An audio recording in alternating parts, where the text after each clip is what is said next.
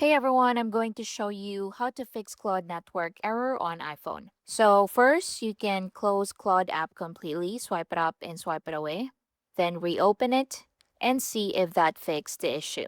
Next is to check your internet connection by going to settings, then click Wi-Fi.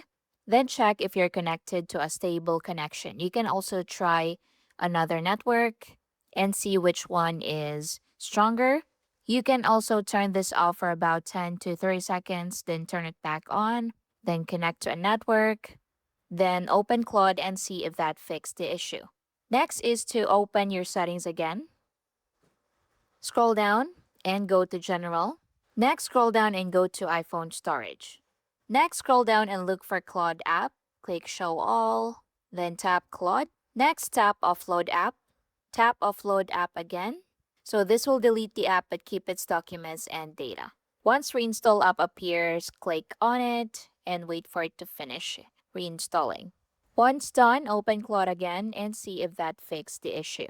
And that's basically it. Thank you for watching.